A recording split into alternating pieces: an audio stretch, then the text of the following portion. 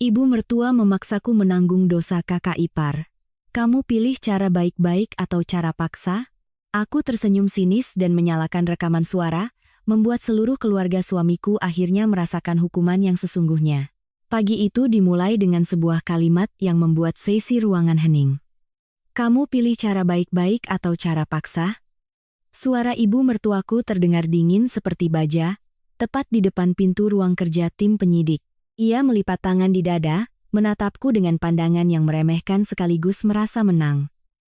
Di sebelahnya, kakak iparku menunduk mengusap air mata, tetapi sudut bibirnya menyunggingkan senyum penuh perhitungan. Suamiku berdiri di samping kakaknya, wajahnya sedingin es, seolah-olah orang yang akan menanggung masa depan keluarga bukanlah istrinya sendiri. Aku memandangi mereka bertiga, lalu mengalihkan pandangan ke pintu ruang penyidik yang tertutup rapat. Hanya dalam beberapa menit, kami masing-masing akan dipanggil untuk dimintai keterangan. Suasananya begitu tegang hingga suara pendingin ruangan yang berputar di langit-langit terdengar jelas. Ibu mertuaku maju selangkah, mendekatkan wajahnya ke wajahku. Kamu hanya perlu mengaku bahwa kamu yang berinisiatif memalsukan dokumen itu. Sisanya, keluarga yang akan urus. Paling-paling hanya beberapa tahun di penjara, setelah itu kamu pulang. Keluarga ini tidak akan sekejam itu padamu. Aku tetap diam. Ia mengira aku mulai goyah, lalu melanjutkan. Anak perempuanku masih punya masa depan yang panjang. Dia punya suami, punya anak, punya karier.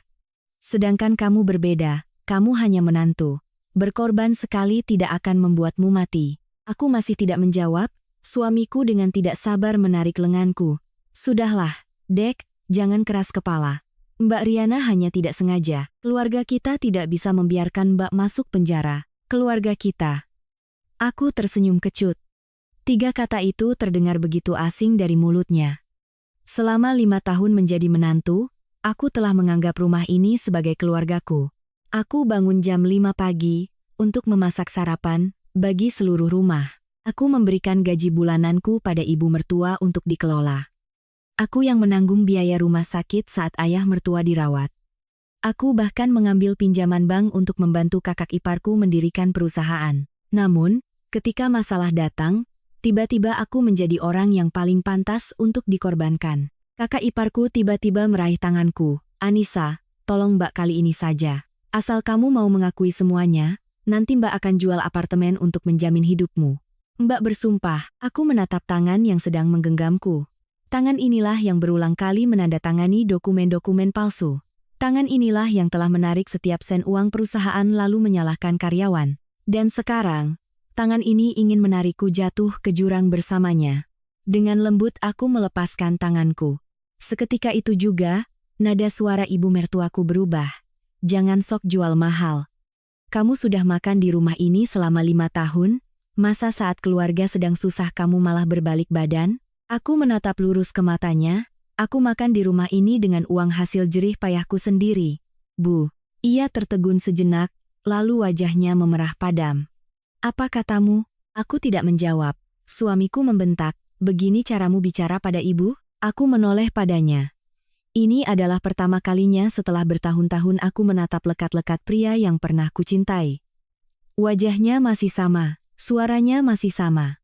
Hanya saja, aku tidak lagi merasakan kehangatan sedikit pun. Aku ingat betul hari ketika aku melangkahkan kaki ke rumah ini sebagai menantu. Hari itu, ibuku menggenggam tanganku begitu lama. Beliau hanya berkata satu kalimat, "Nak, hiduplah dengan baik, maka orang akan menyayangimu." Aku percaya pada nasihat itu. Aku bersabar ketika ibu mertua mengkritik masakanku.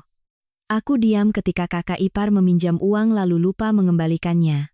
Aku mengabaikannya ketika suamiku selalu memprioritaskan keluarganya di atas perasaanku. Kupikir, jika aku cukup tulus, suatu hari nanti mereka akan menganggapku sebagai bagian dari keluarga. Namun ternyata, di mata mereka aku hanyalah seseorang yang bisa ditukar demi kedamaian putri kandung mereka. Tepat pada saat itu, seorang penyidik membuka pintu dan mempersilakan Riana Hartono untuk masuk. Kakak iparku terkejut, itu namanya.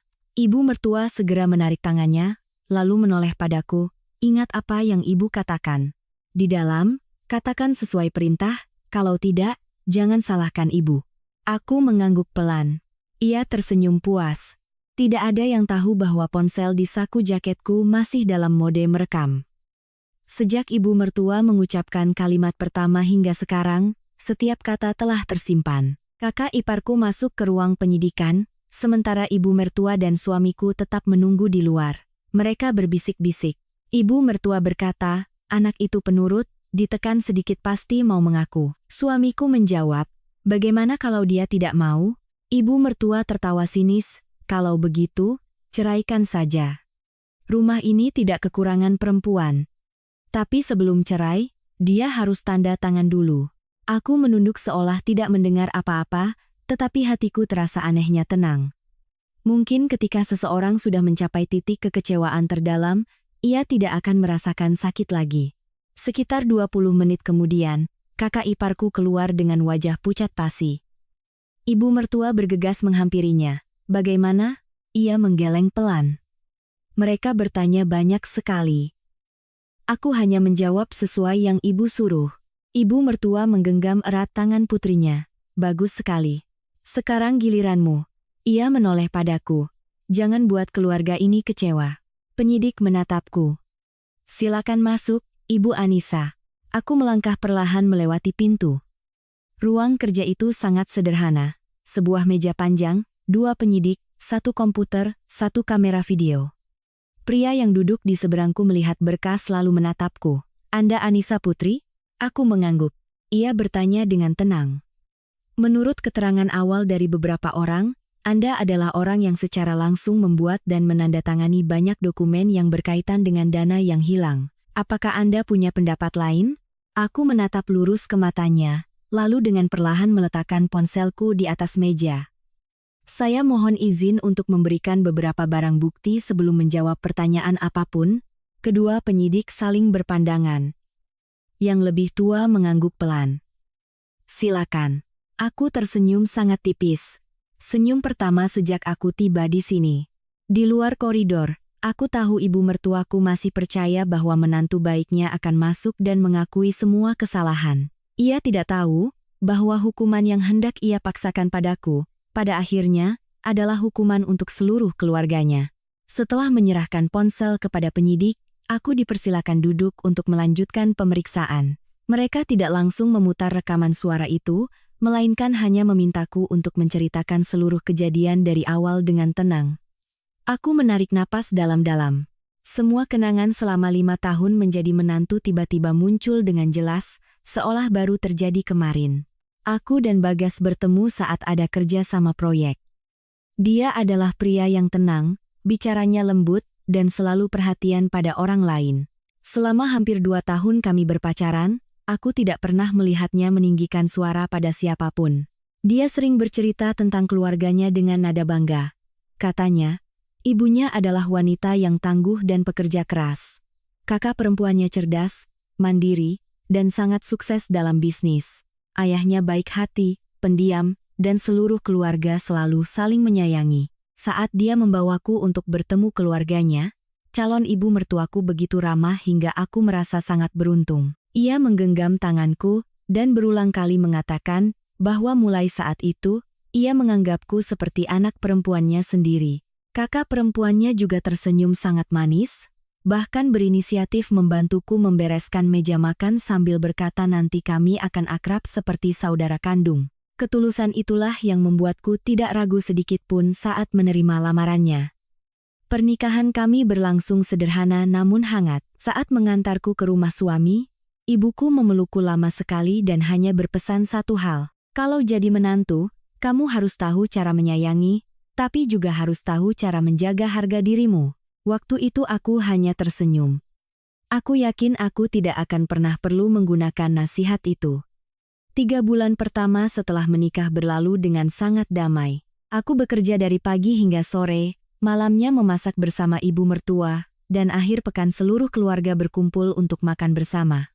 Aku selalu berpikir hidup seperti ini sudah cukup, sampai akhirnya kakak iparku, Riana, mulai membuka perusahaan sendiri. Suatu hari, ia membawa setumpuk dokumen ke rumah dan mengeluh kekurangan modal. Katanya, pinjaman bank belum cair, dan jika tidak segera mendapatkan dana, ia akan kehilangan kontrak besar. Makan malam hari itu berubah menjadi rapat keluarga. Ibu mertua menoleh padaku, "Anissa, kamu masih punya tabungan, kan?" Aku mengangguk jujur. "Itu uang yang saya kumpulkan selama bertahun-tahun bekerja." Ia tersenyum ramah. "Kita ini kan satu keluarga. Pinjamkan saja pada Mbak Riana sebentar. Kalau usahanya berhasil, nanti pasti langsung dikembalikan." Aku melirik suamiku, dia juga mengangguk. "Bantulah Mbak Riana, Dek. Nanti kalau dia sukses, seluruh keluarga juga akan ikut senang." Tanpa berpikir panjang, keesokan harinya aku mentransfer hampir seluruh tabunganku kepada kakak iparku. Ia memelukku dengan terharu, berjanji akan mengembalikannya dalam beberapa bulan. Namun, beberapa bulan itu berubah menjadi 1 tahun, 2 tahun, lalu 3 tahun. Setiap kali aku menyinggung soal utang itu, ia selalu tertawa menghindar. "Tunggu Mbak tanda tangan kontrak ini. Tunggu klien bayar. Tunggu barang ini terjual." Selalu saja ada alasan untuk menunggu. Ibu mertua setiap kali mendengarku bertanya, selalu menunjukkan wajah tidak suka. "Uang sedikit begitu disebut-sebut terus. Sesama saudara kok perhitungan sekali." Aku kembali diam. Kupikir, suatu hari nanti ia pasti akan membayarnya. Namun, segalanya tidak berhenti di situ. Setelah perusahaannya berjalan lebih dari setahun, Riana mulai sering berbelanja, mobil baru, tas-tas bermerek, perhiasan mahal, dan liburan mewah terus-menerus. Setiap kali aku bertanya, ia selalu menjawab bahwa itu adalah citra seorang pengusaha, harus investasi penampilan, biar bisa dapat kontrak besar. Ibu mertua mendengar itu semakin bangga. "Anak perempuanku memang hebat, tidak seperti orang yang cuma bisa jadi pegawai kantoran." Aku hanya tersenyum. Gajiku memang tidak seberapa, tapi cukup untuk menghidupi diriku sendiri dan membantu keluarga. Setiap bulan, aku selalu memberikan sejumlah uang kepada ibu mertua untuk biaya hidup, awalnya 5 juta, lalu naik menjadi 7 juta, bahkan pernah sampai 10 juta. Ia menerimanya dengan wajar, seolah itu adalah kewajiban seorang menantu. Sementara itu, uang yang dihasilkan Riana tidak pernah sekalipun digunakan untuk keperluan keluarga. Suatu kali, ayah mertua dirawat di rumah sakit karena stroke ringan. Akulah yang izin kerja untuk membawanya ke UGD. Aku yang membayar seluruh biaya rumah sakit di muka. Aku yang merawatnya, menyuapinya makan, dan menemaninya. Saat beliau pulang dari rumah sakit, ibu mertua menggenggam tanganku dan berterima kasih di depan semua orang. Namun, hanya 2 hari kemudian, ia kembali memarahiku hanya karena masakan sayurku sedikit kurang asin. Aku mulai mengerti. Di rumah ini, apapun yang kulakukan dianggap sebagai kewajiban, sedangkan apapun yang dilakukan Riana, sekecil apapun, dianggap sebagai jasa besar. Pernah suatu kali perusahaanku memberikan bonus besar karena sebuah proyek berhasil. Malam itu saat makan malam, baru saja aku memberitahukan kabar baik itu, ibu mertua langsung tersenyum ceria. "Dapat bonus berapa?" Aku menyebutkan jumlahnya. Ia langsung berkata, "Sini, biar ibu yang simpan." Uang di tangan perempuan muda itu gampang habis. Sebelum aku sempat menjawab, suamiku sudah menimpali. "Kasih ke ibu saja, Dek. Kalau keluarga kita ada perlu, nanti bisa dipakai." Aku menatapnya. Dia sama sekali tidak bertanya apakah aku punya rencana untuk uang itu. Aku tetap memberikannya kepada ibu mertua. Beberapa waktu kemudian, aku baru tahu. Sebagian dari uang itu telah diberikan kepada Riana untuk tambahan investasi. Ketika aku bertanya, ibu hanya menjawab singkat, "Uang orang serumah itu harus saling berbagi." Kalimat itu terus diulang selama bertahun-tahun, hingga semua beban diletakkan di pundakku, sementara semua keuntungan menjadi milik putrinya. Aku pernah beberapa kali ingin pindah dan hidup mandiri, tetapi setiap kali aku menyinggungnya, suamiku selalu menolak. Katanya, orang tua sudah semakin tua, dia tidak bisa meninggalkan mereka. Aku menghargai baktinya, jadi aku terus bersabar. Yang tidak kusangka, kesabaranku justru membuat mereka percaya bahwa aku akan menanggung segalanya. Suatu malam, sekitar setengah tahun yang lalu, aku tidak sengaja melewati ruang keluarga. Pintu ruangan itu sedikit terbuka. Aku mendengar ibu mertua berkata pada Riana, "Kamu tenang saja jalankan bisnis. Kalau ada apa-apa, kan masih ada si Anissa yang menanggung. Dia itu penurut seperti tanah liat, dijual pun tidak akan berani melawan. 3 orang di dalam ruangan itu tertawa bersama. Aku berdiri mematung di luar pintu. Itulah pertama kalinya aku menyadari bahwa kebaikanku tidak pernah dihargai, melainkan hanya dianggap sebagai kelemahan untuk dimanfaatkan. Sejak hari itu, aku mulai menyimpan semua pesan singkat. Setiap dokumen yang pernah kutangani, setiap kwitansi yang pernah kutandatangani, bukan karena curiga, tapi karena untuk pertama kalinya dalam hidup, aku ingin melindungi diriku sendiri. Saat itu aku belum tahu.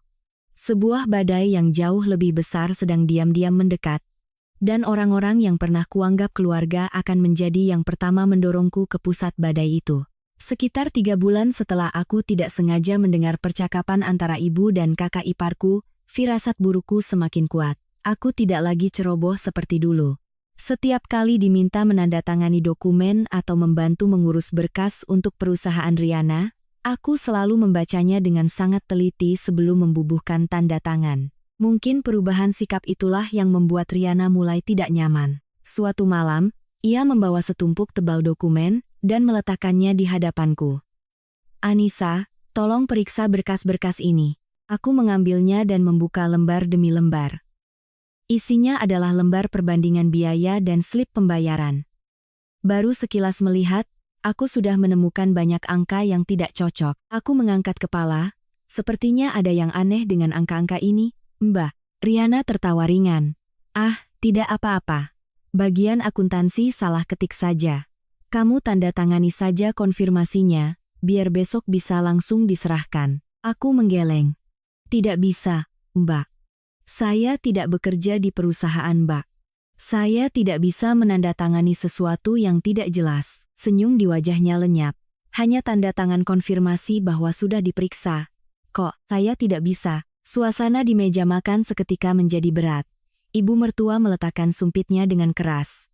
"Cuma urusan sepele begitu saja mempersulit kakakmu." Aku menjawab dengan lembut, "Saya hanya mengikuti aturan, Bu." Ia melirikku dengan kesal. "Aturan apa? Sama keluarga sendiri kok seperti orang lain." Hari itu, aku tetap tidak menandatanganinya. Untuk pertama kalinya, aku melihat sorot mata Riana yang penuh amarah. Setelah kejadian itu, ia tidak pernah lagi memintaku mengurus dokumen. Kukira semuanya sudah berakhir. Ternyata, itu baru permulaan. Sekitar 2 bulan kemudian, suatu sore saat aku sedang bekerja, suamiku menelepon. "Dek, cepat pulang. Ada urusan mendesak." Aku bergegas meminta izin dari kantor dan langsung pulang. Begitu masuk ke rumah, aku melihat seluruh keluarga sudah menunggu. Ibu mertua, kakak iparku, suamiku, bahkan ayah mertuaku juga ada, meskipun beliau hanya menunduk diam. Di atas meja ada setumpuk berkas dan beberapa lembar kertas cetak. Mata Riana merah dan bengkak. Perusahaanku sedang diaudit. Aku terkejut. "Kenapa diaudit? Ada yang melapor tentang penggelapan uang." Belum sempat aku bertanya lebih lanjut, ibu mertua sudah menyela. "Tidak ada yang serius. Asal ditangani dengan cerdik, semua akan beres." Aku memandangi semua orang. Aku tidak mengerti. Ibu mertua menarik napas. "Kamu pernah membantu kakakmu mengurus dokumen, kan?" "Iya. Tapi hanya beberapa kali. Itu sudah cukup." Aku mulai merasa ada yang tidak beres. Suamiku menarik kursi mendekat. "Dengar, Dek. Sekarang pihak auditor mencurigai Mbak Riana. Kalau dia sampai ditetapkan sebagai tersangka, seluruh keluarga akan hancur." Aku menatapnya. Lalu, dia ragu sejenak. "Kalau kamu bersedia mengaku bahwa kamu yang berinisiatif membuat beberapa dokumen palsu, semuanya akan jadi lebih ringan." Kupikir aku salah dengar. "Apa katamu barusan?" Dia menghindari tatapanku. "Maksud Mas, kamu hanya perlu mengaku sebagian tanggung jawab saja. Mbak Riana akan mencari cara untuk mengurusnya." Aku tertawa. Tawa paling getir yang pernah ada. "Kalian ingin aku menjadi kambing hitam?" Tidak ada yang menjawab. Keheningan itu adalah jawaban yang paling jelas. Aku memandangi mereka satu persatu. Ibu mertua yang pertama angkat bicara. "Anak perempuanku tidak boleh punya catatan kriminal. Dia masih punya anak kecil, punya karier. Kamu masih muda, kalau berbuat salah masih bisa diperbaiki. Keluar dari penjara pun masih bisa memulai hidup lagi. Setiap kata terasa seperti sayatan pisau di hatiku. Aku menoleh pada suamiku. Mas juga berpikir begitu? Dia menunduk. Maafkan Mas, tapi Mbak Riana adalah darah daging Mas. Tolong bantu kali ini saja. Aku menatap pria yang pernah berjanji akan melindungiku seumur hidup. Saat ini, dia tetap memilih kakaknya, tidak pernah memilihku. Aku bangkit hendak pergi. Ibu mertua langsung menghalangi di depan pintu. Duduk, urusan ini belum selesai. Aku menjawab dengan tenang. Saya tidak akan melakukannya. Ia menggebrak meja, tidak mau juga harus mau.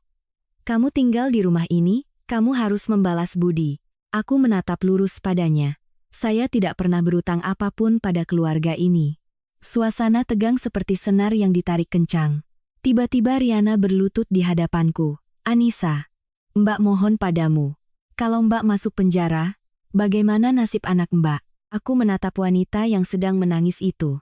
Jika ini terjadi beberapa tahun yang lalu, mungkin aku akan luluh. Tapi sekarang, yang kuingat hanyalah saat-saat ia memperlakukanku seperti pembantu, saat ia meminjam uangku lalu lupa mengembalikannya, saat ia hanya diam melihat ibunya memarahiku. Aku membantunya berdiri dengan lembut. Aku tidak bisa mengakui sesuatu yang tidak kulakukan. Wajahnya langsung berubah. Jadi, kamu mau melihat Mbak mati? Aku menjawab dengan tenang. Yang membuat Mbak berada di situasi ini bukan aku, tapi Mbak sendiri. Ibu mertua gemetar karena marah. Dasar tidak tahu berterima kasih. Kalau bukan karena keluarga ini, apa kamu bisa seperti sekarang? Aku tertawa sinis. Aku bisa seperti sekarang karena aku sekolah sendiri, kerja sendiri, cari uang sendiri. Bukan karena pemberian siapapun. Kalimat itu seperti menyulut api amarahnya. Ia mengambil gelas di atas meja dan membantingnya ke lantai. Pecahan beling berserakan di mana-mana. Suamiku berdiri. Dek, jangan membuat semuanya jadi lebih sulit. Aku menatapnya. Yang membuat segalanya sulit adalah kalian. Dia terdiam. Mungkin ini pertama kalinya dia melihatku sekeras ini. Malam itu, tidak ada lagi yang berbicara satu sama lain. Aku kembali ke kamar, menutup pintu, dan duduk terdiam berjam-jam di dekat jendela. Aku tahu keluarga ini tidak akan melepaskanku begitu saja. Jika aku menolak, mereka akan mencari cara lain. Aku membuka laptop. Untuk pertama kalinya, aku memeriksa kembali semua email lama, dokumen-dokumen yang pernah dikirimkan kepadaku, pesan-pesan tentang pekerjaan, satu persatu. Aku menyalin semuanya ke sebuah hard disk eksternal, dan menyimpannya baik-baik. Saat itu juga, ponselku bergetar. Pesan dari Riana. Pikirkan baik-baik. Kalau kamu membantu Mbak, Mbak tidak akan melupakan jasamu. Aku tidak menjawab. Kurang dari 5 menit kemudian, pesan lain masuk. Kali ini dari suamiku. Mas harap besok pagi kamu berubah pikiran. Jangan buat ibu kecewa. Aku menatap layar ponsel sangat lama, lalu mematikannya. Malam itu aku hampir tidak tidur. Aku tidak tahu seberapa besar badai yang akan datang, tapi aku tahu satu hal. Untuk melindungi kebenaran, aku tidak bisa lagi menjadi menantu yang pasrah seperti selama 5 tahun ini. Keesokan paginya, aku bangun lebih awal dari biasanya. Rumah masih sunyi, seolah pertengkaran semalam tidak pernah terjadi. Ibu mertua sedang duduk minum teh di ruang tamu. Melihatku turun, ia hanya melirik sekilas lalu membuang muka. Aku tetap menyapanya seperti biasa. Ia tidak menjawab. Sarapan berlangsung dalam keheningan. Suamiku beberapa kali menatapku, tapi aku tidak berkata apa-apa. Setelah makan, aku bangkit untuk berangkat kerja. Sebelum aku keluar pintu, ibu mertua berkata dengan dingin, "Semoga malam ini kamu lebih tahu diri." Aku hanya tersenyum lalu melangkah pergi. Tapi sejak saat itu, aku tahu aku tidak boleh lagi mempercayai siapapun di rumah itu. Sesampainya di kantor, aku meminta izin setengah hari dengan alasan ada urusan keluarga. Hal pertama yang kulakukan adalah pergi ke bank. Aku meminta untuk mencetak seluruh riwayat transaksi dari rekeningku yang pernah mentransfer uang kepada Riana selama bertahun-tahun. Petugas bank bertanya cukup detail karena datanya sudah lama. Aku menunggu dengan sabar. Hampir 1 jam kemudian, setumpuk kertas tebal berisi angka-angka ada di tanganku. Setiap transaksi transfer terlihat sangat jelas.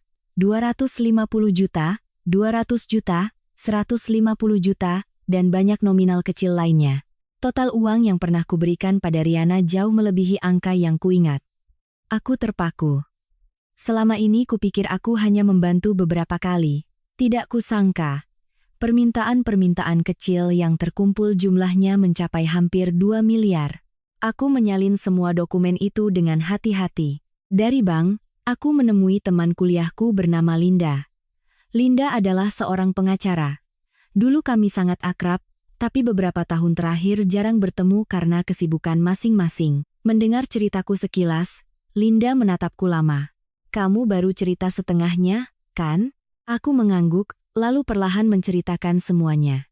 Dari paksaan memberikan uang, permintaan menandatangani dokumen, hingga keinginan seluruh keluarga agar aku menanggung kesalahan. Linda mendengarkan dalam diam. Akhirnya, ia hanya berkata satu kalimat, jangan tanda tangani apapun, jangan akui apapun yang tidak kamu lakukan. Dan mulai sekarang, semua percakapan dengan mereka harus kamu rekam. Aku bertanya pelan, apa perlu sampai sejauh itu? Linda menatap lurus mataku. Kalau mereka sudah berpikir untuk mendorongmu ke penjara, mereka akan melakukan lebih dari yang kamu bayangkan. Kalimat itu membuatku merinding. Sore itu aku mampir ke toko elektronik. Aku membeli sebuah alat perekam suara kecil, ukurannya hanya sebesar 2 jari dan bisa merekam terus-menerus selama berjam-jam. Penjualnya menjelaskan cara penggunaannya dengan sangat rinci. Aku memasukkannya ke dalam tas dengan hati-hati. Sejak hari itu, alat itu hampir tidak pernah lepas dariku. Malam harinya saat kembali ke rumah, suasana semakin berat. Ibu mertua memanggilku ke ruang tamu. Di atas meja sudah tersedia setumpuk kertas. Ia mendorongnya ke arahku. Tanda tangani. Aku membukanya. Itu adalah surat pernyataan yang sudah diketik rapi. Di dalamnya tertulis dengan jelas bahwa aku adalah orang yang berinisiatif membuat beberapa dokumen yang salah dan menandatangani persetujuan untuk pencairan dana. Semakin kubaca, semakin dingin hatiku. Seluruh isinya adalah kebohongan. Aku mengangkat kepala. Siapa yang menulis ini? Riana langsung menjawab. Pengacara kenalan Mbak. Kamu tanda tangani saja. Nanti bisa diubah lagi. Aku tersenyum tipis. Kalau hanya untuk diubah, kenapa tidak Mbak saja yang tanda tangan? Ruangan itu seketika hening. Ibu mertua membentak, jangan coba-coba berkelit. Ibu bilang tanda tangan, iya tanda tangan. Aku melipat kertas itu dengan perlahan. Saya tidak akan tanda tangan. Ia menggebrak meja. Kamu mau seluruh keluarga ini hancur, hah? Aku menjawab dengan tenang. Saya tidak mau siapapun hancur. Saya hanya tidak mau masuk penjara menggantikan orang lain. Suamiku berdiri. Sudah cukup Dek, Mas sudah tidak tahan lagi. Aku menatapnya. Mas tidak tahan, atau karena Mbak Riana akan segera diperiksa? Dia mengepalkan tangannya. Bicaralah yang sopan. Aku tertawa sinis. Selama 5 tahun ini aku selalu sopan. Apa yang kudapatkan sebagai balasannya? Tidak ada yang menjawab. Tepat saat itu, ayah mertuaku tiba-tiba angkat bicara. Suaranya serak dan pelan. Mungkin. Biarkan Anissa yang memutuskan. 3 orang lainnya menoleh padanya. Ibu mertua mengerutkan kening. Bapak diam saja. Bapak tahu apa? Ayah mertuaku menunduk, tidak berkata apa-apa lagi. Aku menatapnya, di matanya ada rasa bersalah yang sangat jelas. Mungkin ia tahu segalanya. Tapi selama ini ia tidak pernah cukup kuat untuk membela yang benar. Percakapan itu berakhir buntu. Aku membawa kertas itu ke kamar, bukan untuk ditandatangani, tapi untuk memfotonya lembar demi lembar. Lalu aku menyimpannya di tas terpisah. Malam itu, sekitar pukul 11, aku haus dan turun ke dapur. Saat melewati ruang tamu, aku mendengar suara orang berbicara. Pintu masih sedikit terbuka. Ibu mertua berbicara dengan suara sangat pelan, kalau tidak bisa dipaksa, harus cari cara lain. Riana terdengar cemas. Bagaimana kalau dia menceritakan semuanya? Ibu mertua tertawa dingin. Di berkas kan masih ada beberapa dokumen dengan tanda tangannya. Tinggal tambahkan beberapa kertas lagi, dia tidak mengaku pun akan tetap jadi tersangka. Jantungku serasa berhenti berdetak. Aku diam-diam menyalakan alat perekam di saku bajuku. Di dalam, suamiku berkata, Aku takut cara itu berbahaya, Bu. Ibu mertua langsung menukas. Bahaya apa? Dia tidak punya bukti. Biarkan saja semuanya terjadi dulu, baru kita pikirkan lagi. Riana bertanya pelan. Bagaimana kalau penyidik memeriksanya dengan teliti? Ibu mertua tertawa sinis. Khawatir apa? Uang sudah disebar. Mendengar itu, aku tidak berani berdiri di sana lebih lama. Aku perlahan kembali ke kamar, menutup pintu dengan sangat pelan. Kedua tanganku gemetar tanpa henti. Malam itu, aku memutar kembali rekaman yang baru saja kudapatkan. Setiap kalimat terdengar jelas, tidak ada satu kata pun yang terlewat. Untuk pertama kalinya, aku punya bukti bahwa mereka sedang merencanakan pembuatan bukti palsu untuk menyalahkanku. Aku segera menyalin rekaman itu ke laptop, mengirimkan satu salinannya pada Linda, dan menyimpannya di penyimpanan cloud. Setelah semua selesai, barulah aku bisa bernapas lega. Aku tahu, sejak saat ini, perang antara aku dan keluarga suamiku telah benar-benar dimulai, dan aku tidak akan mundur selangkah pun. 3 hari kemudian, ibu mertua tiba-tiba mengumumkan bahwa akhir pekan nanti seluruh keluarga akan makan malam bersama. Ia bahkan menelepon beberapa kerabat dekat untuk datang dengan alasan ada urusan penting yang harus dibicarakan. Mendengar itu, aku hanya mengangguk tenang. Aku tahu itu bukan sekadar makan malam, melainkan sebuah pengadilan di mana aku yang akan menjadi terdakwanya.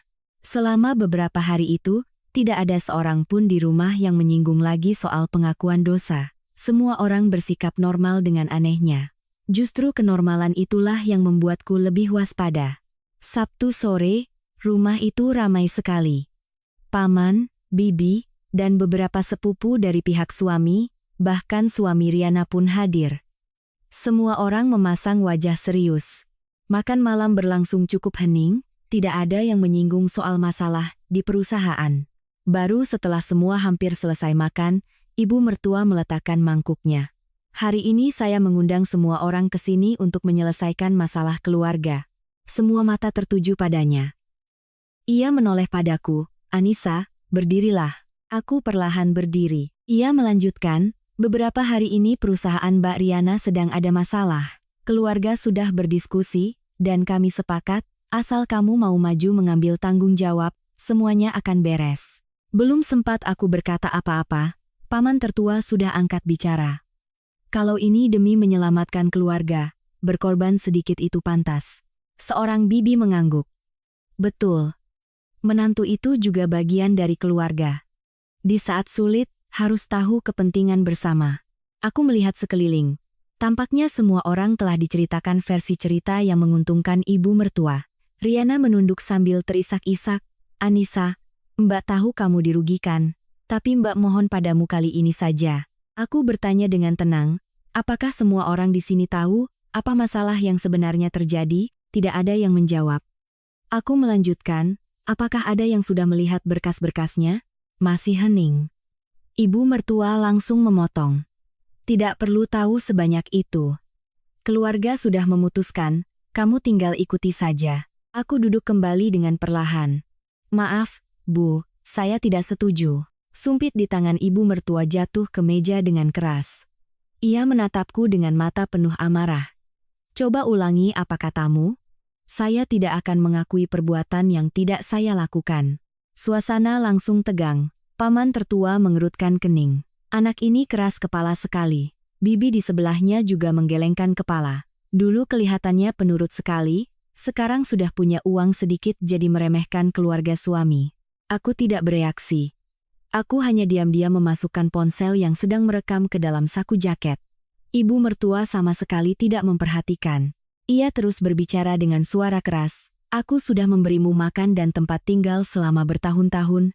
Sekarang diminta bantuan sedikit saja tidak mau. Aku menjawab dengan tenang. Saya bekerja sendiri, menghidupi diri sendiri. Uang belanja bulanan selalu saya berikan penuh. Saya tidak pernah hidup dari uang siapapun. Wajahnya memerah. Kamu berani membantah?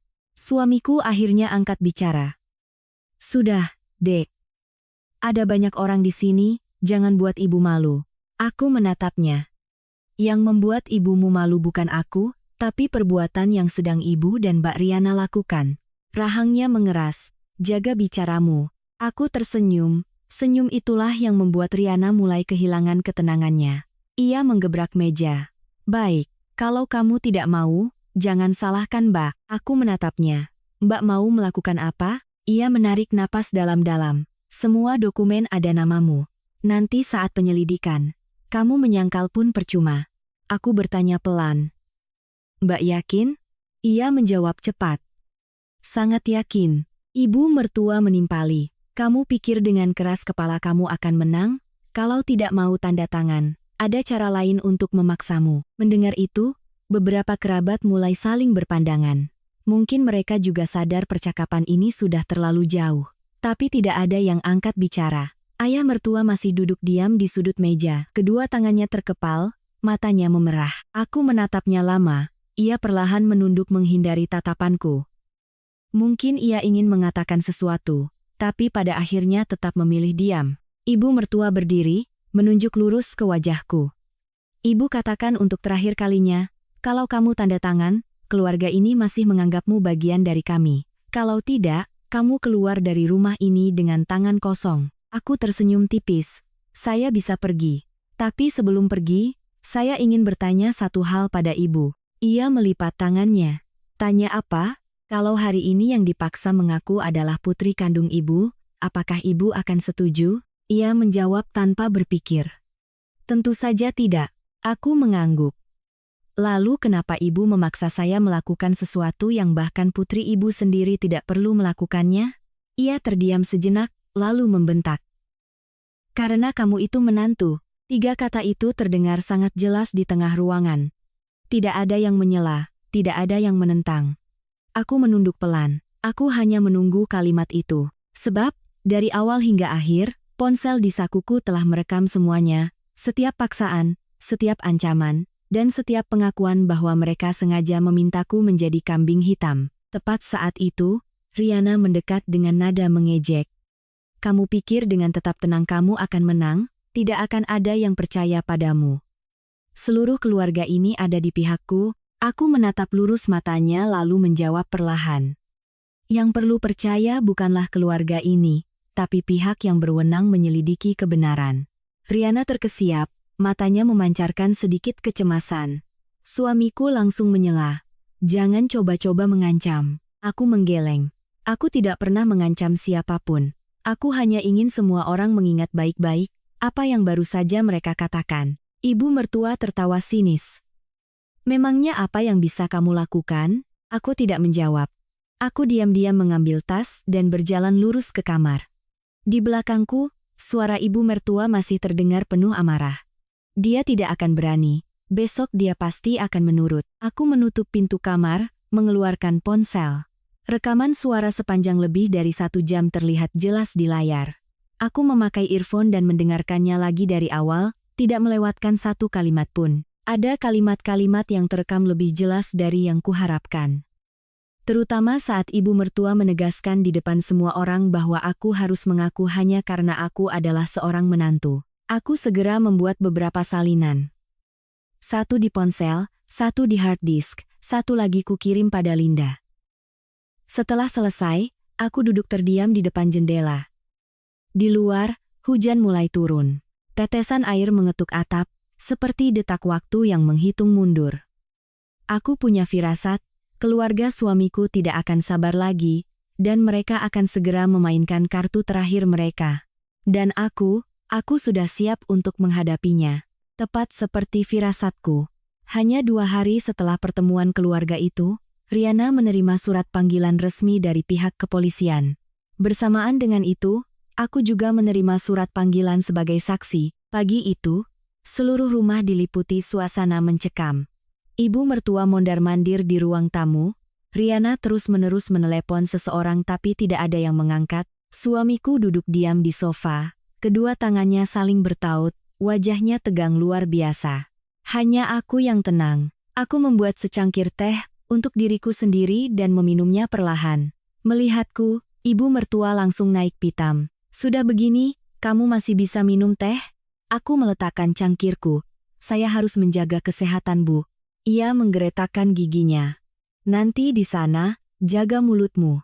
Jangan bicara yang macam-macam. Aku tidak menjawab.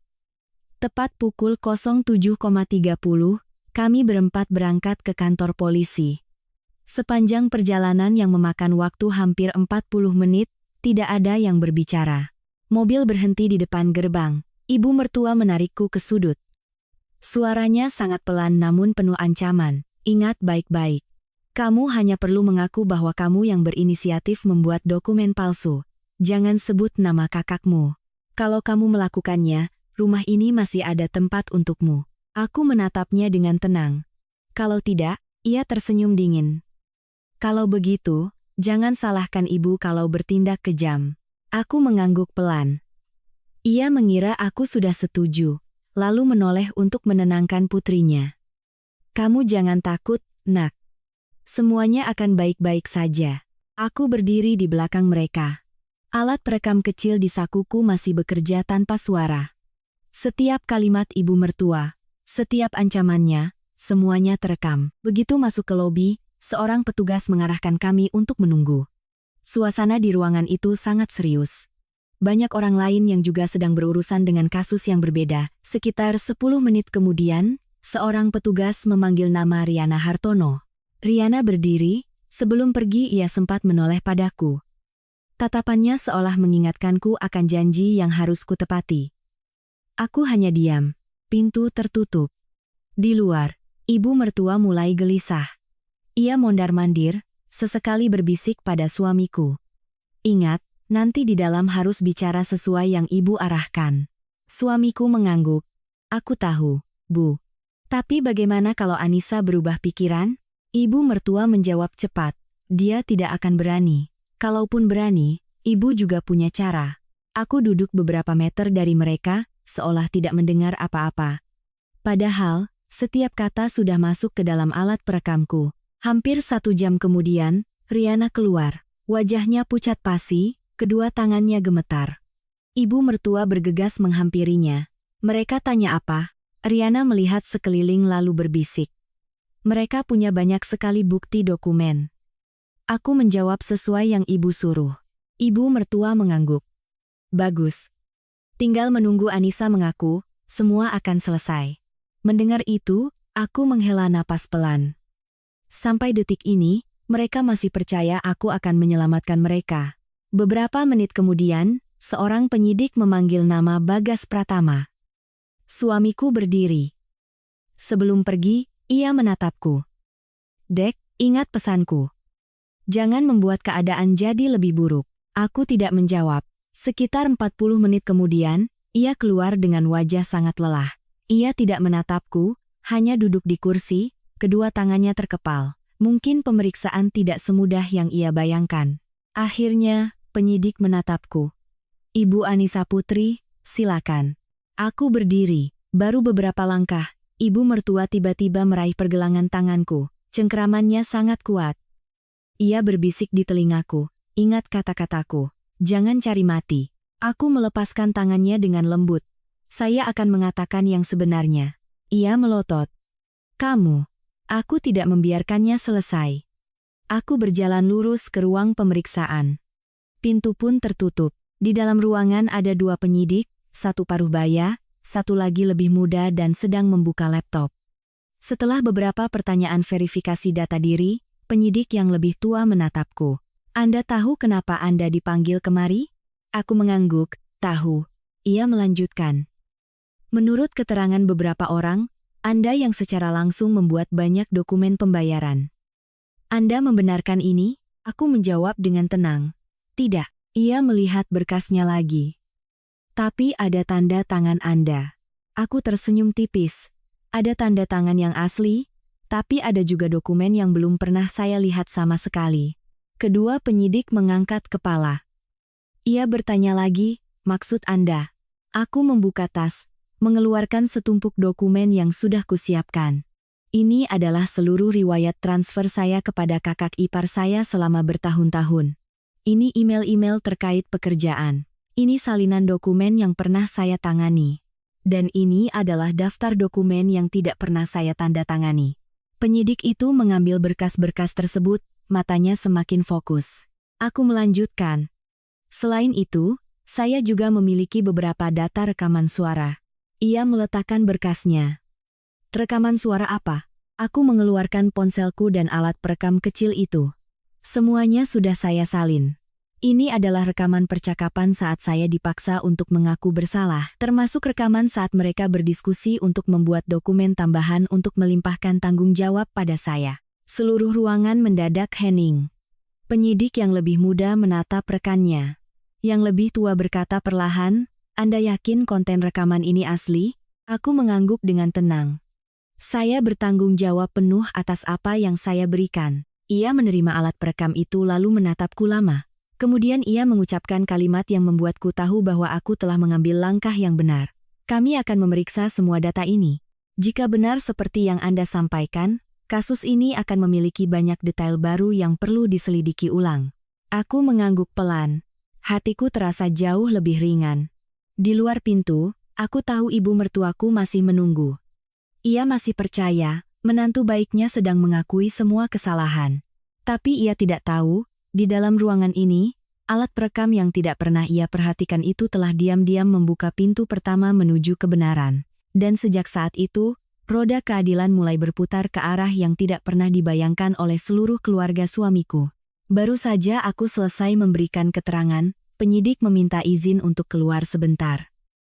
Di dalam ruangan hanya tersisa aku, suasana begitu hening hingga aku bisa mendengar detak jam di dinding. Aku tidak merasa cemas. Karena untuk pertama kalinya setelah berbulan-bulan hidup dalam tekanan, aku tahu aku tidak lagi sendirian. Sekitar 10 menit kemudian, kedua penyidik kembali. Bersama mereka, ada seorang petugas lain yang membawa laptop. Penyidik yang lebih tua duduk lalu menatapku. Kami sudah memeriksa sekilas beberapa file yang Anda berikan. Sepertinya data ini sangat penting. Ia berhenti sejenak, lalu bertanya, "Apakah Anda bersedia jika kami memutar salah satu rekaman sekarang?" Aku mengangguk. Tentu saja. Alat perekam suara dihubungkan ke komputer. Penyidik menekan tombol putar. Hanya dalam beberapa detik, suara ibu mertua terdengar sangat jelas. Kalau tidak bisa dipaksa, harus cari cara lain. Suara Riana menyambung. Bagaimana kalau dia menceritakan semuanya? Lalu suara ibu mertua lagi. Di berkas kan masih ada beberapa dokumen dengan tanda tangannya. Tinggal tambahkan beberapa kertas lagi, dia tidak mengaku pun akan tetap jadi tersangka. Seluruh ruangan hening. Penyidik dengan cepat membuat catatan. Rekaman berakhir. Ia mengangkat kepala menatapku. Selain ini, ada berapa banyak lagi? Aku menjawab. Masih banyak. Ada rekaman rapat keluarga. Ada saat ibu mertua meminta saya menanggung semua tanggung jawab. Ada juga saat suami saya menyarankan agar saya mengaku bersalah. Ia mengangguk. Kami butuh semuanya. Aku mengeluarkan sebuah harddisk kecil dari tasku. Ini salinan lengkapnya. Ia menerimanya, tatapannya jauh lebih serius dari sebelumnya. Beberapa saat kemudian, seorang penyidik lain masuk. Ia berbicara pelan dengan rekannya, lalu keduanya berdiri. Mohon tunggu di ruangan sebelah.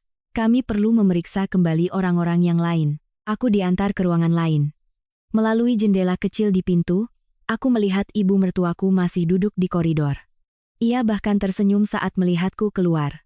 Mungkin ia berpikir semuanya berjalan sesuai rencana. Kurang dari 5 menit kemudian, seorang petugas menghampirinya dan memintanya masuk untuk pemeriksaan lagi.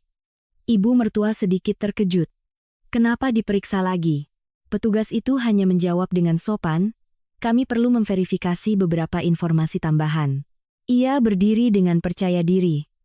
Sebelum masuk, ia masih sempat melirikku dengan tatapan kemenangan.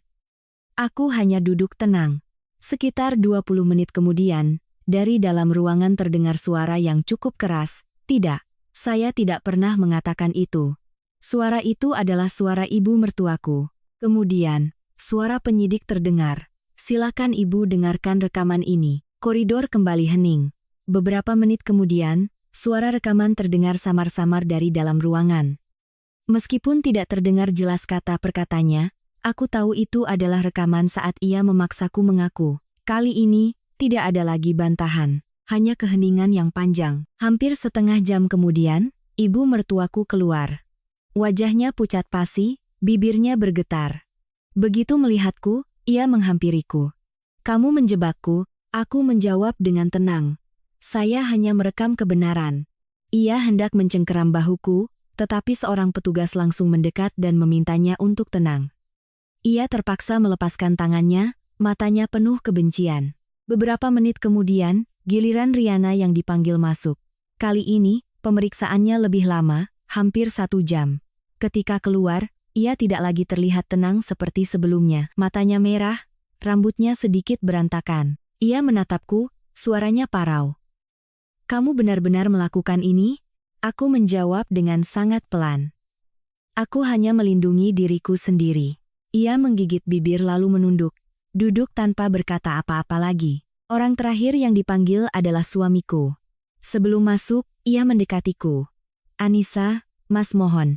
Kalau kamu masih sayang sama Mas, katakan pada mereka ini semua hanya salah paham." Aku menatap pria di hadapanku. Sudah lama sekali aku tidak mendengar ia memanggil namaku selembut itu. Tapi semuanya sudah terlambat. Aku menggeleng pelan. Semua yang kukatakan adalah kebenaran. Ia memejamkan mata sejenak, lalu berjalan masuk tanpa suara. Pemeriksaannya berlangsung hampir 2 jam. Saat ia keluar, bahunya tampak terkulai. Ia tidak berani menatapku, hanya duduk diam di sudut koridor. Menjelang sore, penyidik memanggil kami berempat ke dalam satu ruangan. Aku duduk di satu sisi meja, sementara mereka bertiga duduk di seberang. Penyidik meletakkan sebuah speaker kecil di depan mereka. Ia berkata perlahan, "Setelah mencocokkan keterangan dan data awal, kami menemukan banyak ketidaksesuaian. Sekarang, mari kita dengarkan beberapa rekaman ini." Ia menekan tombol. Seketika, suara ibu mertua terdengar. "Anak perempuanku tidak boleh punya catatan kriminal. Kamu masih muda, keluar dari penjara pun masih bisa memulai hidup lagi." Disusul suara suamiku, "Tolong bantu kali ini saja, Dek." Lalu suara Riana, "Semua dokumen ada namamu. Nanti saat penyelidikan, kamu menyangkal pun percuma. Setiap kata, setiap intonasi, tidak ada yang salah." Ruangan itu sunyi senyap. Penyidik mematikan speaker dan menatap mereka satu persatu. "Ada yang mau memberikan penjelasan?" Ibu mertua tergagap. Saya hanya bicara begitu, karena sedang emosi." Penyidik bertanya lagi. "Lalu bagaimana dengan rencana membuat dokumen tambahan?" Ia menunduk, tidak menjawab. Riana berkata dengan suara gemetar, Saya tidak ingat." Penyidik memutar rekaman lain. Kali ini suara Riana yang terdengar jelas. "Kalau kamu tidak mau, jangan salahkan Mbak. Semua dokumen ada namamu." Selesai mendengar itu, ia menutupi wajahnya dan menangis terseduh-seduh. Suamiku duduk kaku. Tangannya terkepal erat hingga memutih. Aku menatap 3 orang di hadapanku, tidak ada lagi yang bisa mempertahankan kepercayaan diri seperti hari-hari sebelumnya. Penyidik menutup berkasnya, suaranya tegas. "Dari bukti yang ada, kami akan memperluas penyelidikan terkait tindakan pemaksaan terhadap orang lain untuk mengaku bersalah dan dugaan pemalsuan dokumen. Dimohon kerjasamanya." Begitu kalimat itu selesai, ibu mertua seolah kehilangan seluruh kekuatannya. Ia terduduk lemas di kursi, tatapannya kosong. Mungkin baru pada saat itulah ia mengerti bahwa hukuman yang pernah ia ejek dan paksakan padaku, telah ia tuangkan sendiri untuk seluruh keluarganya. Setelah sesi konfrontasi hari itu, tidak ada seorang pun di keluarga suamiku yang bisa bersikap tenang. Dalam perjalanan pulang, mobil terasa sunyi senyap. Ibu mertua duduk di kursi belakang, memeluk erat tasnya seolah itu adalah harapan terakhirnya. Riana terus melihat ponselnya, tapi tidak ada lagi panggilan yang masuk. Suamiku menyetir dengan tatapan kosong, sementara aku hanya memandang keluar jendela. Untuk pertama kalinya setelah bertahun-tahun, aku merasa bisa bernapas. Setibanya di rumah, begitu melewati pintu, ibu mertua tiba-tiba berbalik. Ia menunjuk lurus ke wajahku.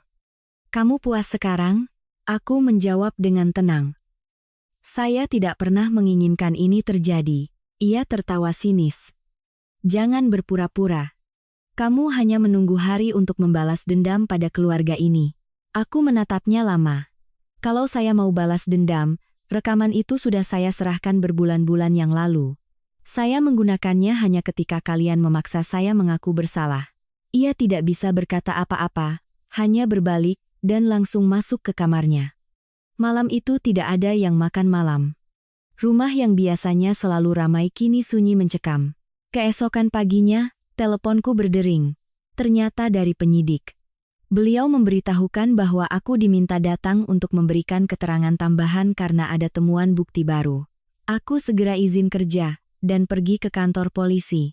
Kali ini suasananya benar-benar berbeda. Begitu aku masuk, seorang penyidik muda mempersilakanku duduk dan berkata, "Setelah memeriksa data yang Anda berikan, kami melakukan pencocokan dengan sistem akuntansi perusahaan. Ada banyak sekali kejanggalan." Aku mendengarkan dalam diam. Ia membuka laptopnya. Di layar, muncul serangkaian tabel data. Ada sejumlah uang yang ditransfer melalui beberapa rekening berbeda. Ada faktur-faktur fiktif. Ada dokumen yang tanggalnya diubah. Ia menunjuk satu baris. Dana ini ditransfer ke rekening pribadi kakak ipar Anda, lalu ditransfer lagi ke rekening lain untuk membeli properti.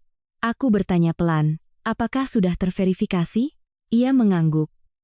"Sudah ada bukti rekening korannya, tidak bisa disangka lagi." Mendengar itu, aku baru mengerti mengapa selama ini Riana hidup begitu mewah. Semuanya dibangun di atas uang yang bukan miliknya. Penyidik melanjutkan dengan membuka berkas lain yang berisi banyak tanda tangan. Ia bertanya, "Coba Anda lihat, apakah ini tanda tangan Anda?" Aku memeriksanya dengan sangat teliti. Beberapa memang asli. Itu adalah dokumen yang pernah kubantu periksa. Tapi banyak tanda tangan lain, meskipun terlihat mirip, aku bisa mengenali perbedaannya. Aku menggeleng. "Ini bukan tanda tangan saya." Ia mengangguk. "Kami juga menduga demikian." Hasil pemeriksaan grafologi awal menunjukkan adanya indikasi pemalsuan. Aku mengepalkan kedua tanganku. Apa yang paling kutakutkan akhirnya terkonfirmasi. Mereka benar-benar memalsukan tanda tanganku untuk melimpahkan tanggung jawab. Tepat saat itu, seorang penyidik lain masuk dan meletakkan setumpuk dokumen lagi di atas meja. Ini data yang disita dari komputer perusahaan. Ia membukanya, sebuah folder muncul. Di dalamnya ada banyak sekali draft kontrak yang telah diubah berkali-kali. Yang paling menarik perhatianku adalah sebuah file dengan nama yang sangat singkat, Final. Ketika dibuka, penyidik menunjuk pada riwayat suntingan. Nama penyunting terakhir adalah Riana. Waktu penyuntingan hanya 3 hari sebelum audit internal dimulai. Ia menatapku. Ini membuktikan bahwa banyak dokumen yang telah diubah setelah masalah ini muncul. Aku menghela napas. Semuanya semakin jelas. Di akhir sesi, ia menambahkan. Selain tindakan terkait penyelewengan dana, kami juga menemukan indikasi pemusnahan dokumen. Aku sedikit terkejut. Pemusnahan? Ia mengangguk. Ada keterangan yang menyebutkan bahwa sebelum audit, beberapa berkas telah dibawa keluar dari kantor. Setelah kami periksa, kamera CCTV di dekat area parkir merekam kehadiran ibu mertua Anda di sana. Aku tertegun. "Ibu mertua?" Ia melanjutkan, "Kami sedang mencoba mendapatkan rekaman yang lebih jelas. Jika terbukti, perannya dalam kasus ini juga akan kami dalami." Aku meninggalkan kantor polisi dengan perasaan yang sangat berat. Bukan karena puas, tapi karena pada akhirnya, semua yang pernah kucurigai adalah kebenaran. Sore itu, saat aku baru tiba di rumah, sebuah mobil dari kepolisian juga berhenti di depan gerbang. 2 petugas turun, menunjukkan surat tugas, lalu meminta izin untuk masuk. Ibu mertua begitu melihat mereka langsung pucat pasi. "Ada apa kalian kemari?" Seorang petugas menjawab dengan tenang. "Kami perlu mengumpulkan beberapa dokumen tambahan. Mohon kerjasamanya." Selama hampir 2 jam, mereka memeriksa ruang kerja Riana, komputernya, dan lemari-lemari arsip. Bahkan brankas di dalam kamar pun dibuka. Di dalamnya ada banyak sekali dokumen, termasuk beberapa buku catatan tangan. Seorang petugas dengan hati-hati memasukkan semuanya ke dalam kantong barang bukti. Tepat saat itu, ibu mertua tiba-tiba mendekat. "Itu dokumen pribadi keluarga saya." "Tidak ada hubungannya." Petugas itu menjawab dengan lembut, "Kami akan memeriksanya sesuai prosedur. Jika tidak relevan, akan kami kembalikan." Ia hendak berkata lebih banyak, tapi kemudian terdiam. Aku berdiri di tangga, memandang ke bawah. Tanpa sengaja, Mataku bertemu dengan ayah mertua. Ia sedang duduk diam di sofa, wajahnya terlihat jauh lebih tua hanya dalam beberapa hari. Ia menatapku pelan. Di matanya, untuk pertama kalinya aku melihat penyesalan yang begitu jelas. Bukan karena uang, bukan karena kehormatan, tapi karena ia telah diam terlalu lama. Ketika tim penyidik pergi, rumah itu terasa seperti baru saja diterpa badai. Tidak ada lagi yang berteriak, tidak ada lagi yang mengancamku. Ibu mertua duduk termenung di tengah ruang tamu, Riana mengunci diri di kamar dari sore hingga malam. Suamiku merokok tanpa henti di balkon. Dan aku diam-diam mengemasi beberapa setel pakaian, memasukkannya ke dalam sebuah koper kecil. Aku tahu, apapun hasil akhirnya nanti, rumah ini bukan lagi tempat yang bisa kusebut sebagai rumah. Koper itu tergeletak rapi di sudut kamar selama 3 hari. Aku belum meninggalkan rumah, bukan karena masih ada keraguan, tetapi karena aku ingin menunggu hingga semuanya memiliki hasil yang jelas. 3 hari itu terasa berat seperti 3 bulan. Tidak ada lagi tawa, tidak ada lagi makan malam bersama. Setiap orang mengurung diri dalam dunianya masing-masing. Ibu mertua hampir tidak pernah keluar dari kamarnya. Riana terus-menerus menerima telepon lalu menangis. Suamiku pergi pagi pulang larut malam, terkadang baru kembali tengah malam. Aku tidak bertanya. Pada pagi hari keempat, aku menerima pesan singkat dari penyidik. Dimohon kehadirannya pukul 09.1 untuk pemberitahuan hasil verifikasi. Aku datang tepat waktu. Kali ini suasananya lebih ringan. Penyidik membuka berkas lalu menatapku. Setelah proses pemeriksaan forensik, kami telah memastikan bahwa banyak dokumen atas nama Anda yang dipalsukan. Selain itu, rekaman suara yang Anda berikan sepenuhnya cocok dengan keterangan beberapa saksi. Aku mengangguk pelan. Ia melanjutkan. Kami telah mengeluarkan surat perintah penyidikan dan menetapkan kakak ipar Anda sebagai tersangka atas tindakan penggelapan dan pemalsuan dokumen. Kami juga sedang mendalami tanggung jawab pihak-pihak lain yang membantu atau menyembunyikan kejahatan ini. Aku duduk diam. Meskipun sudah siap secara mental, mendengar kalimat itu tetap terasa berat di hati. Tidak ada perasaan kemenangan, yang ada hanya penyesalan. Jika saja mereka tahu kapan harus berhenti, mungkin ceritanya akan berbeda. Sore itu, saat aku baru tiba di ujung gang, aku melihat banyak tetangga berkumpul. Sebuah mobil polisi terparkir di depan gerbang. Semua orang berbisik-bisik. Aku berjalan perlahan memasuki halaman. Tepat saat itu, Riana dibawa keluar untuk pemeriksaan lebih lanjut. Wajahnya kuyu, tidak ada lagi kemewahan yang biasa terpancar. Saat melewatiku, ia berhenti sejenak, bibirnya bergetar. Maafkan aku menatapnya tanpa berkata apa-apa. Ada permintaan maaf yang datangnya sudah terlalu terlambat. Mobil itu pergi, meninggalkan halaman yang sunyi. Ibu mertua berdiri di ambang pintu, matanya merah bengkak. Begitu melihatku, ia berlari ke arahku. Semua ini gara-gara kamu, kalau kamu tidak memberikan rekaman-rekaman itu, anakku tidak akan seperti ini. Aku menjawab dengan tenang. Kalau Mbak Riana tidak berbuat salah, tidak ada yang bisa membuatnya seperti ini, Bu. Ia mengangkat tangannya hendak menamparku, tetapi tangannya berhenti di udara. Di belakangku, suamiku telah menahan tangan ibunya. Cukup, Bu. Itu pertama kalinya ia membentak ibunya. Tapi semuanya sudah terlambat. Ibu mertua menatap putranya, matanya penuh kekecewaan. Kamu juga membelanya? Ia menunduk. Aku tidak membela siapapun. Aku hanya tahu semuanya sudah tidak bisa diselamatkan lagi.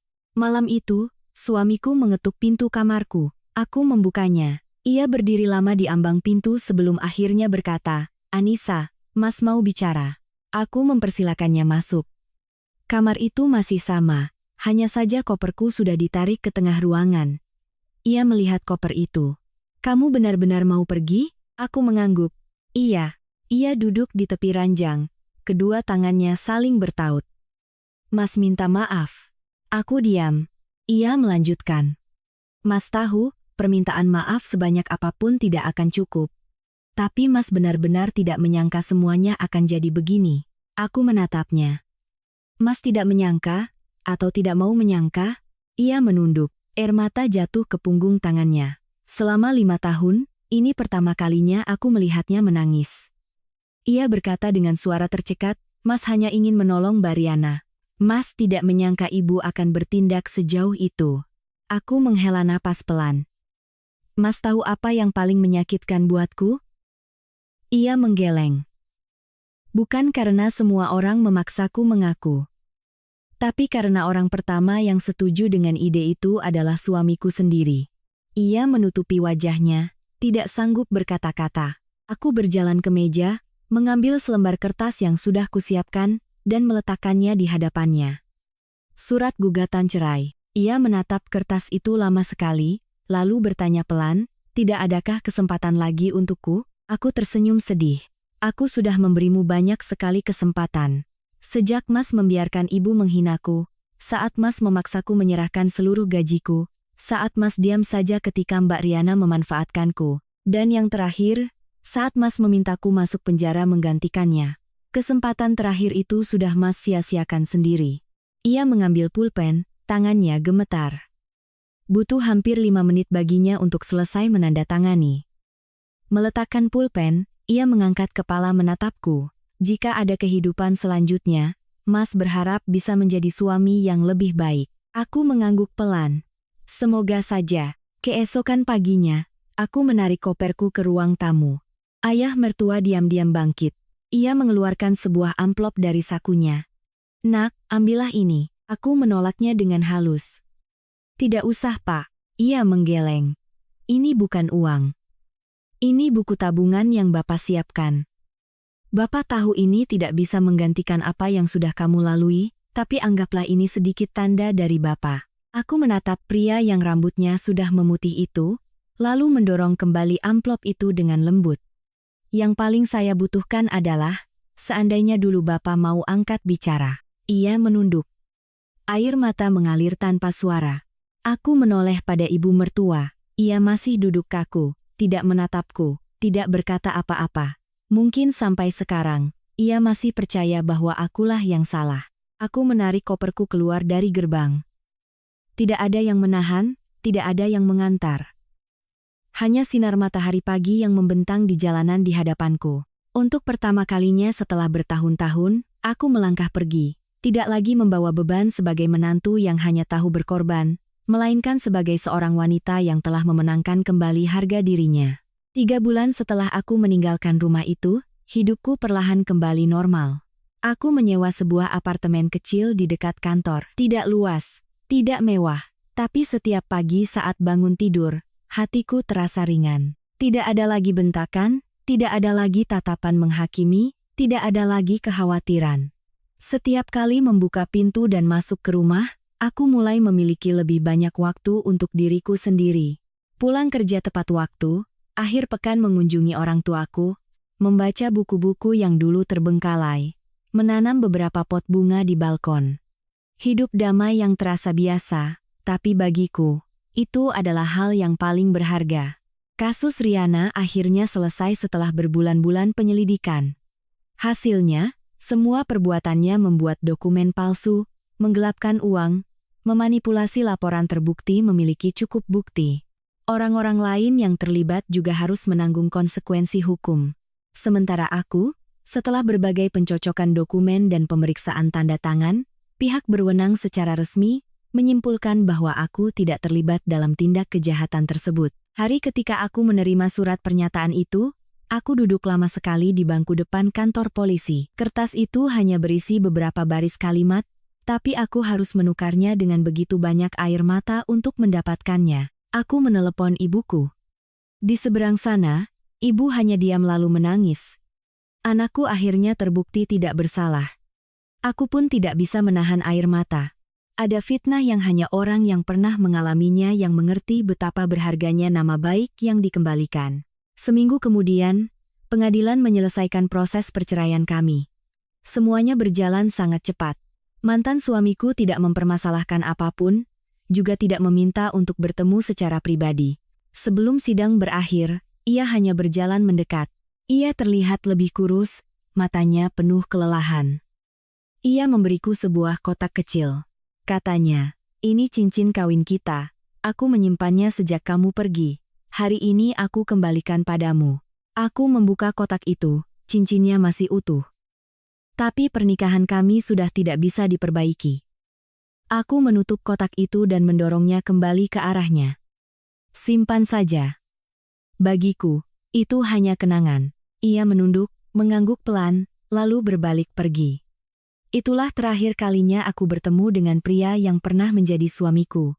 Beberapa waktu kemudian, aku dengar dari teman-teman, perusahaan tempatnya bekerja telah memutus kontraknya. Bukan karena kasus hukum, tapi karena ia terlalu sering absen untuk mengurus masalah keluarga. Setelah itu, ia pulang ke kampung halaman untuk merawat ayahnya. Ibu mertuaku juga tidak lagi sekuat dulu. Rentetan masalah membuatnya hampir terpuruk. Ia jarang keluar rumah, tidak lagi meninggikan suara pada siapapun. Ada yang bilang, ia sering duduk lama di teras rumah, menatap jalanan tempatku dulu menarik koper pergi. Tidak ada yang tahu apa yang ia pikirkan. Aku juga tidak ingin tahu. Ada jarak yang sekali terbentuk, tidak akan pernah bisa dijembatani lagi. Khusus untuk ayah mertua, suatu sore, ia tiba-tiba meneleponku. Suaranya terdengar jauh lebih tua. "Bapak hanya ingin minta maaf, Nak." Aku diam. Ia melanjutkan, "Dulu Bapak tahu kamu banyak menderita, tapi Bapak pengecut. Bapak takut keluarga kita hancur, jadi Bapak terus diam. Sampai saat semuanya sudah tidak bisa diselamatkan, Bapak baru sadar. Diam di hadapan kesalahan juga merupakan cara untuk mendukung kesalahan itu." Aku menjawab pelan, "Saya tidak menyalahkan Bapak lagi. Saya hanya berharap, jika suatu saat nanti menghadapi hal serupa, Bapak mau angkat bicara lebih awal." Ia terdengar terisak. "Terima kasih, Nak." Panggilan itu berakhir. Aku meletakkan ponselku. Di hatiku, tidak ada lagi dendam. Memaafkan bukan berarti melupakan. Memaafkan hanyalah cara agar masa lalu tidak terus membelenggu masa kini. 1 tahun kemudian, aku diangkat menjadi manajer di kantorku. Pekerjaan berjalan lebih lancar, penghasilan stabil. Aku berhasil membeli sebuah apartemen kecil dengan uang hasil jerih payahku sendiri. Hari saat menerima kunci, aku mengundang kedua orang tuaku untuk makan bersama untuk pertama kalinya di rumah baruku. Ibu melihat sekeliling rumah, lalu menggenggam tanganku. "Lihat, Nak, hidup dengan baik itu benar. Tapi kebaikan harus diberikan pada orang yang tahu cara menghargainya. Jika orang lain hanya menganggap kebaikanmu sebagai sesuatu untuk dimanfaatkan, maka kamu harus tahu cara melindungi dirimu sendiri." Aku tersenyum. Kali ini, aku benar-benar mengerti arti dari nasihat ibu. Malam harinya, aku berdiri di balkon, menatap lampu-lampu kota. Angin bertiup sepoi-sepoi, membawa kedamaian yang sudah bertahun-tahun tidak kurasakan. Aku teringat pada pagi hari di kantor polisi. Ketika ibu mertua menatapku dan bertanya, "Kamu pilih cara baik-baik atau cara paksa?" Hari itu, ia yakin bahwa akulah yang harus menelan pil pahit hukuman. Namun pada akhirnya, sikap pilih kasihnya, keserakahannya, kebohongan, dan keegoisan seluruh keluarganya, telah mengubah hukuman itu menjadi sesuatu yang harus mereka teguk sendiri sampai habis. Sedangkan aku tidak menang karena balas dendam. Aku tidak menang karena membuat seseorang jatuh. Hal paling berharga yang berhasil kupertahankan setelah semuanya adalah kehormatan, kebenaran, dan harga diri seorang wanita yang tahu bagaimana cara membela dirinya sendiri. Menutup lembaran hidup yang penuh air mata, aku melangkah di jalan yang baru dengan kaki yang lebih kokoh. Dan aku percaya, dalam situasi apapun, kebenaran mungkin datang terlambat, tapi ia akan selalu menemukan jalannya untuk bersuara.